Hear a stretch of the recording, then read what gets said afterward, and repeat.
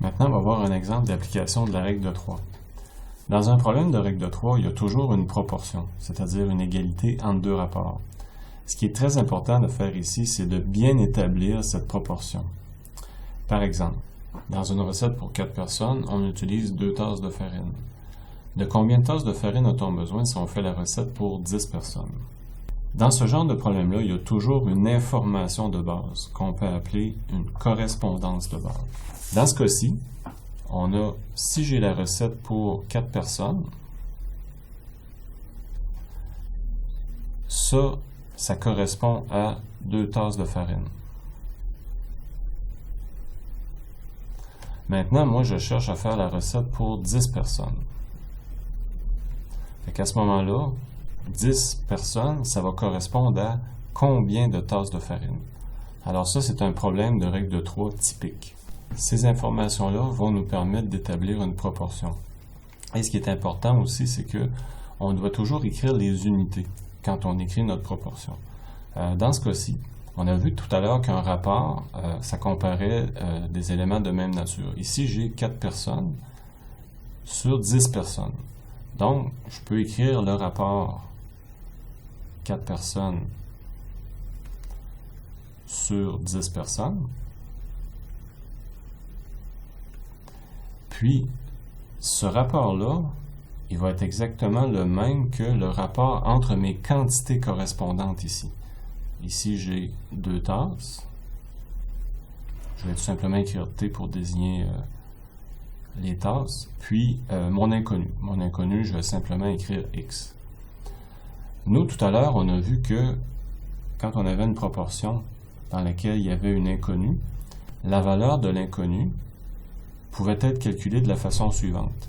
C'était le produit des éléments de cette diagonale-là. Alors, dans ce cas-ci, j'aurais 10 personnes. Je vais écrire les personnes. 10 personnes fois 2 tasses divisé par 4 personnes. On divisait toujours par l'élément qui était sur la même diagonale que l'inconnu. Les unités vont se simplifier. Comme ici, j'ai des personnes divisées par des personnes, donc les unités se simplifient, de sorte que tout ce qui me reste, c'est des tasses. Et si on fait le calcul, alors 10 fois 2, ça fait 20. 20 divisé par 4, ça fait 5. Et les unités qui me restent, c'est des tasses. Donc, ce que je cherche, c'est 5 tasses. C'est la quantité dont j'ai besoin pour faire la recette pour 10 personnes. On va faire un autre exemple. Sachant que 1 pouce équivaut à 2,54 cm, combien de pouces équivalent à 25 cm?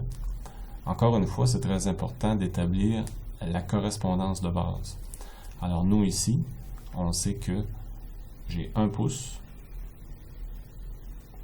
qui est équivalent à 2,54 cm ou correspond à 2,54 cm. Alors moi, je cherche combien de pouces équivalent à 25 cm. Alors ça, c'est notre information de départ. On peut l'écrire sous forme de proportion, c'est-à-dire ici, j'ai 1 pouce sur X pouces, donc je ne connais pas la valeur. Moi, je sais que ce rapport-là va être égal au rapport de ces deux mesures-là, mais exprimé en centimètres. Donc, 2,54 cm, 54 cm sur 25 cm.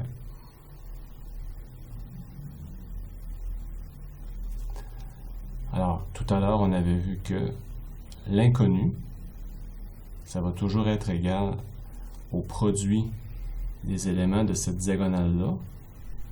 Alors, dans le cas qui nous concerne, ça va être 1 pouce multiplié par 25 cm. Et je dois diviser par l'élément qui est ici, qui est sur la même diagonale que l'inconnu. Donc 2,54.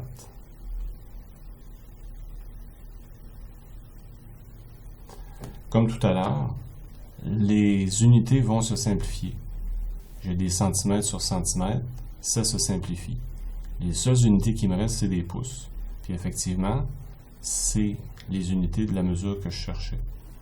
Donc, si on fait le calcul, 1 pouce fois 25 divisé par 2,54, ça donne 9,84.